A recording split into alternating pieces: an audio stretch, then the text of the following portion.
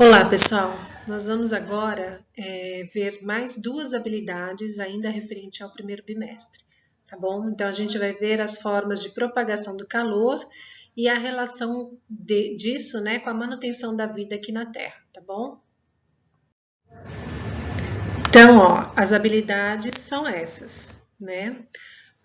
Utilizar o conhecimento das formas de propagação do calor para justificar a utilização de determinados materiais, condutores e isolantes na vida cotidiana e explicar o princípio de funcionamento de alguns equipamentos, como garrafa térmica, coletor solar, etc. E ou construir soluções tecnológicas a partir desse conhecimento. E a última disciplina do primeiro bimestre, identificar, analisar e avaliar o papel do equilíbrio termodinâmico para a manutenção da vida na Terra, para o funcionamento de máquinas térmicas e em outras situações cotidianas. Então, prestem bastante atenção nos verbos ressaltados aí dessas habilidades. Utilizar o conhecimento, né? Então, utilizar, identificar, analisar e avaliar, tá? Então, isso são as habilidades estruturantes que a gente fala. Em qualquer disciplina, esses verbos vão estar presentes, né? E dentro de cada conteúdo, tá bom? Bom, pessoal, então, lembrando, né, daquela atividade que eu postei para vocês, que também fazia parte de práticas experimentais, que era a construção de uma garrafa térmica, né, que alguns de vocês fizeram, que ficou bem legal. Espero que vocês levem na escola quando a gente voltar para a gente fazer os testes, né, para ver se realmente ela é térmica, o quanto que ela consegue deixar a bebida, né, o líquido mais quente ou mais frio, quanto de tempo. E por isso que é importante, né, vocês praticarem e participarem das atividades que nós postamos, tá? Por quê? Porque tudo isso vai fazer parte do cotidiano de vocês.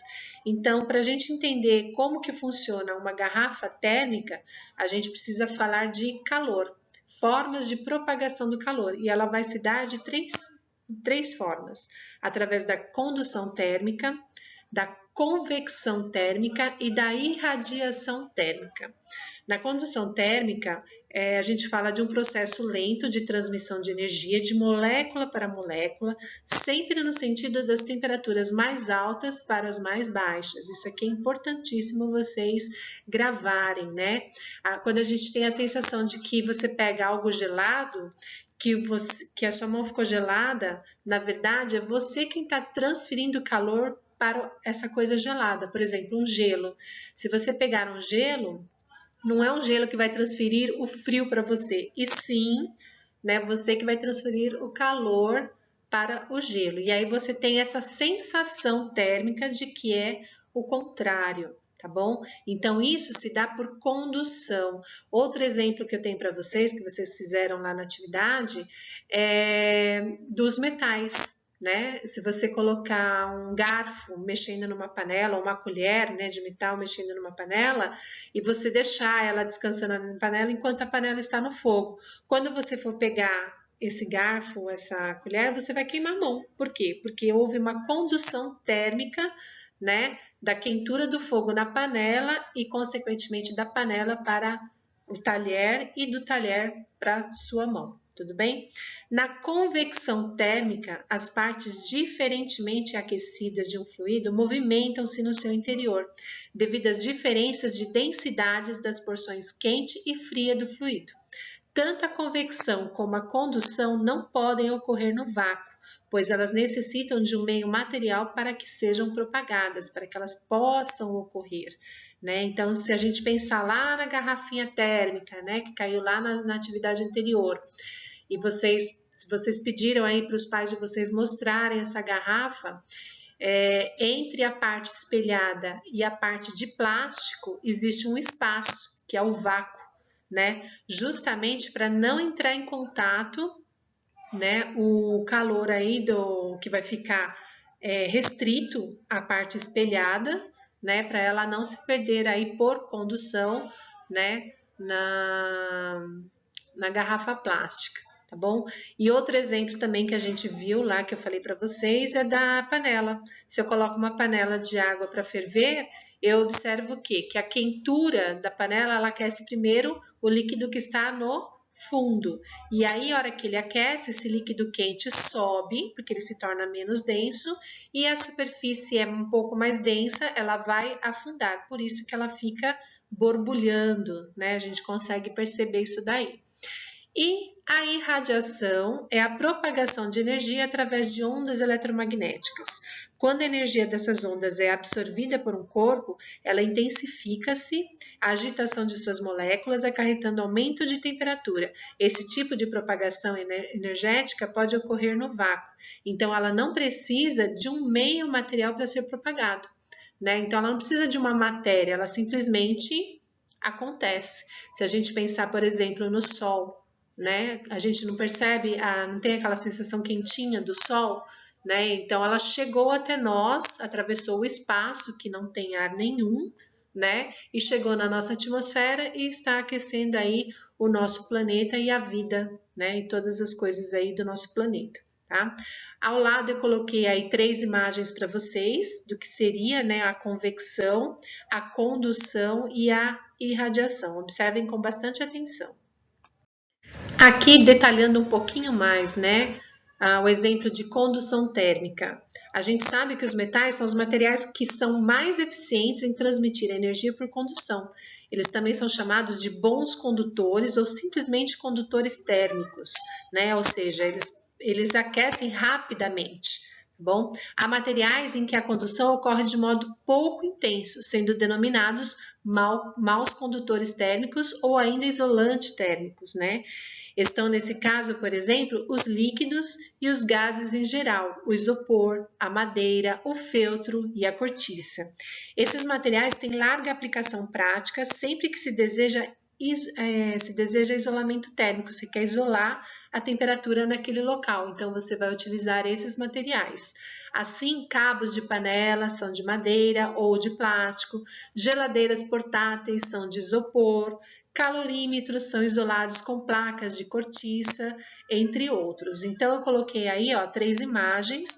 A primeira lá em cima trata-se de uma manta, né, numa tubulação aí de ar para isolar, né, esse ar. A segunda imagem aí eu tenho o quê? Aquelas caixas que a gente antigamente comprava de isopor, né? Hoje elas são feitas de plástico, algumas delas são revestidas com alumínio dentro, para manter o alimento ou as bebidas por mais tempo resfriados ou congelados, né? Para demorarem aí para se aquecerem ou para perderem a sua temperatura fria ou quente, né? Lembre-se que elas podem ser usadas, né? Geralmente quando a gente faz as festinhas de aniversário que tem churrasco, que tem os espetinhos, eles assam uma grande quantidade de espetinhos, né? E colocam aí nessas caixas de isopor e a pessoa vai lá e já tá o espetinho pronto e ainda quentinho, justamente, né? Porque estava aí num recipiente onde tem um isolamento térmico. E aí embaixo uma panela, né? A gente percebe que é uma panela de alumínio, né? Ou inox. E o cabo dela é diferenciado. O cabo dela já é um cabo plástico, né? Para que não haja a condução do calor. Então, se você deixar essa panela no fogo, a hora que você for pegá-la pelo cabo, você não vai correr o risco de queimar a mão. Algumas panelas de inox, né? Elas são bonitas, mas elas não têm um cabo protegido, né? Então, às vezes acontece, né, de você deixar ela superaquecer e a hora que você vai pegar, você acaba queimando a mão aí.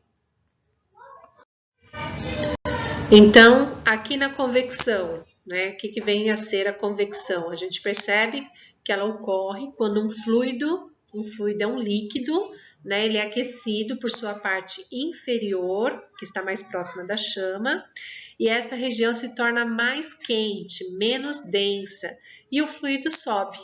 A região superior do fluido, relativamente mais fria e mais densa, ela desce. Formam-se então as denominadas correntes de convecção, uma ascendente, quente, e outra descendente, fria, que podem ser visualizadas se colocarmos um pó fino como serragem ou chamate no interior do líquido. Por isso que eu coloquei aí entre parênteses, né? A gente compra às vezes aquela caixinha de chamate que não vem no sachê, E a hora que a gente coloca ele para ferver junto com a água, a gente consegue perceber bastante esse movimento de rotação, né? De baixo para cima e de cima para baixo. Presta atenção como é que se escrevem essas palavrinhas aí, ó. Ascendente e descendente, tá, gente? Não vamos errar. Tem diferença aí, né? Quando a gente vai fazer a escrita, tá bom? A gente normalmente não fala ascendente, a gente fala ascendente ou descendente, né? Mas na hora de escrever tem que procurar escrever corretamente, certo? Então, a convecção ela apresenta uma série de aplicações e situações práticas. Por exemplo, congelador, que é colocado no alto dos refrigeradores para que o ar resfriado desça e resfrie também a geladeira. Então, a gente sabe que o ar frio desce e o ar quente sobe, né? Se a gente lembrar lá dos balões, que eles colocam aquela chama para encher o balão, porque o ar quente faz com que ele suba. E aí eles começam a diminuir a chama do balão para que ele resfrie aos poucos e vá descendo, certo? Instalar aparelhos de ar-condicionado na parte de cima dos cômodos. Quem tiver em casa ou vai nos lugares, né, que está instalado o ar-condicionado, eles são colocados em cima, porque aí eles vão resfriar o ambiente inteiro, né? Se você colocar ele numa altura mais baixa, você não vai ter mais essa sensação de frescor, né? Por quê? Porque o ar frio, ele tende a descer, né? A mesma coisa vai acontecer com os aquecedores. Se você colocar um aquecedor no alto, você não vai ter a sensação de que está aquecendo o ambiente, porque o ar quente ele sobe. Agora, se você colocar ele num local mais baixo, aí você vai conseguir ter a sensação aí do calor, né? E a eliminação de gases pelas chaminés. Os gases, estando aquecidos, tendem a subir devido à baixa densidade. Então, a gente vai falar aí um pouquinho da questão da poluição, né? Então, a poluição emitida pelos automóveis, pelas indústrias, né? Pelas fábricas, né? Que saem aí pelas chaminés, eles saem quente, então a tendência deles é subir, né? Uma coisa que eu queria destacar aí na imagem que eu coloquei para vocês, né, do barquinho aí no mar e da costa marítima aí, né? Percebam aí as setinhas brancas, né? Quando a gente fala, por exemplo, da brisa do mar, né? Tá ocorrendo aí uma convecção.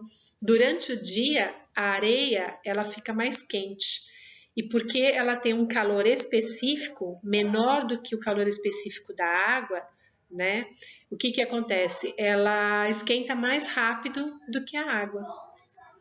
Já assim, isso vai acontecer durante o dia. E à noite, ela também vai esfriar mais rápido. Então, isso vai resultar em uma brisa que vem do mar para a areia durante o dia. E à noite, uma brisa que vai da areia para o mar. Por isso que a gente tem essa sensação à noite de que está muito frio, né? Porque a areia ela acaba esfriando mais rapidamente do que a água do mar, que ficou aquecendo ali lentamente durante o dia, né? E aí até essa água resfriar, já amanheceu e aí ela começa a fazer essa inversão aí e repetindo esse processo de convecção, tá? Outro ponto importante ocorre com os gases poluentes das fábricas, que eu falei para vocês, né, que são lançados a altas temperaturas e acabam subindo para a atmosfera. Em dias frios, o que vai acontecer? A superfície da Terra ela é mais fria e esses gases tendem a resfriar também mais rápido, se tornando mais densos.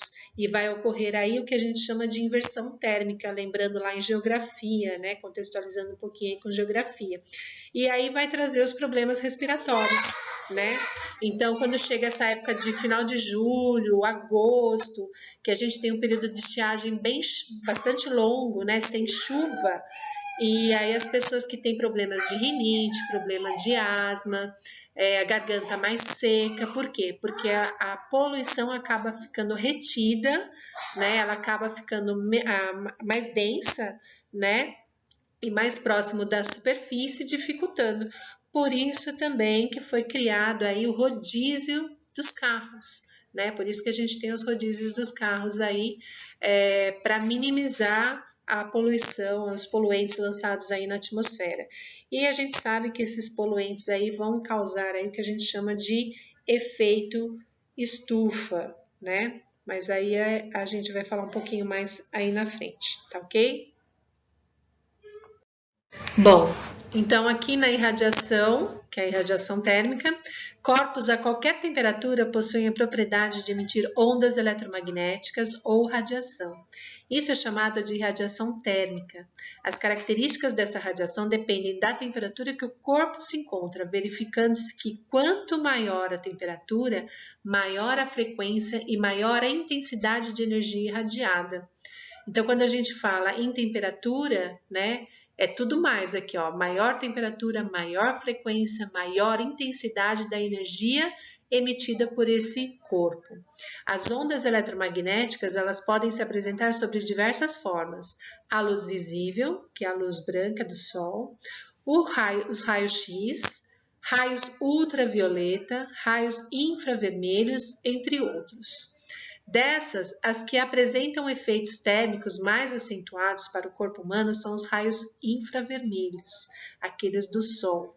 Essa forma de transferência de calor consegue se propagar no vácuo, não necessitando de um meio material para isso. Então, por isso que é perigoso a gente ficar exposto por longos períodos, né, principalmente nos horários de pico, né, os horários mais quentes do dia, diretamente aos raios do Sol, sem uma proteção, sem o uso de um protetor solar, né? E eles são os principais responsáveis aí pelo câncer de pele, certo?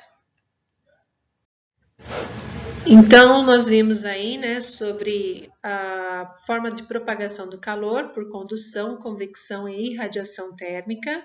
E agora a gente vai falar um pouquinho sobre o equilíbrio térmico e a vida na Terra, que é a última habilidade aí do bimestre. Tá? Lembrando que eu fiz assim um resumão para vocês, tá? Porque esse momento aí, nossa, é diferente a gente dar aula assim do que a gente está lá presente, que vocês questionam, levantam a mão, querem fazer as perguntas, tá bom? Eu espero que vocês consigam entender aí a explicação dessa forma. Então, vamos lá. Equilíbrio térmico e vida na Terra. O equilíbrio térmico tem um papel fundamental na vida terrestre. Sem a presença dos gases estufa na atmosfera terrestre, grande parte da radiação térmica do planeta deixaria propagando-se para o espaço, ou seja, ia embora, né? Não ia ficar aqui deixando o nosso planeta mais aquecido. Com o passar do tempo, isso causaria um grande resfriamento em todo o planeta, fazendo com que os oceanos congelassem. Imagina, gente, se a gente não tivesse aí um pouquinho desse gás estufa, né? Aí retendo o calor produzido por nós, pelos seres vivos, a gente estaria aí praticamente congelando, né? Além disso, os oceanos têm um papel fundamental no equilíbrio térmico do planeta. Olha a importância aí, né, do nosso planeta Terra ter bastante água. Em virtude de sua grande massa e calor específico, os oceanos são dotados de uma enorme capacidade térmica, isto é, precisam receber enormes quantidades de calor para ter a sua temperatura alterada. Por esse motivo, são capazes de regular de maneira muito eficiente a temperatura do planeta. Regiões distantes dos oceanos e com pouca água costumam apresentar grandes amplitudes térmicas, como no caso dos desertos, que são extremamente quentes durante o dia e congelantes durante a noite. Lembrando que os desertos são constituídos de areia. E como a gente já falou sobre a areia, né, ela possui calor específico bem menor do que a água. Então, o que significa isso? Que ela aquece rapidamente na presença do calor e ela resfria também rapidamente na ausência do mesmo, né? E falando aí um pouquinho sobre amplitude térmica, o que vem a ser isso? A amplitude térmica ela é a diferença entre a temperatura máxima e a mínima registrados num determinado período. Então, a temperatura média do mês mais quente e do mês mais frio. Então, ou do mês, ou do semestre, ou do bimestre, ou do ano, dessa forma que os meteorologistas costumam colocar aí, né? Quando a gente falou lá da sensação térmica, né? Quando a gente tem um período que os termômetros acusam lá 30 graus, sensação térmica 35, né? Por quê? Por causa da produção de calor que a gente emite, né? Do aquecimento aí da atmosfera. E, portanto, o equilíbrio térmico é um processo de fundamental importância para a manutenção dos processos físicos, químicos e biológicos do planeta, e dessa maneira imprescindível para a existência da vida na Terra. Ou seja, equilíbrio térmico é necessário para que o nosso planeta também continue tendo vida, né? Vários filmes de ficção aí que a gente já viu, já assistiu, falam aí dos fenômenos que podem acontecer, se de repente um tsunami, ou se a Terra parasse de girar, ou se fôssemos atingidos por um meteoro muito grande, né? Quais seriam aí as consequências, né? E se nós não tivéssemos esse equilíbrio térmico, aí as consequências também seriam bastante drásticas. Então, só para vocês terem uma ideia, né? Uma curiosidade, a temperatura mais quente até hoje que foi registrada foi na Líbia, no continente africano, em setembro de 1922, 58 graus Celsius. E a temperatura mais baixa em Vostok, no Polo Antártico, né, no continente antártico, em julho de 1983, menos 88 graus Celsius. Isso é o registro, né, dos termômetros, fora aquilo que a gente já comentou sobre a sensação térmica.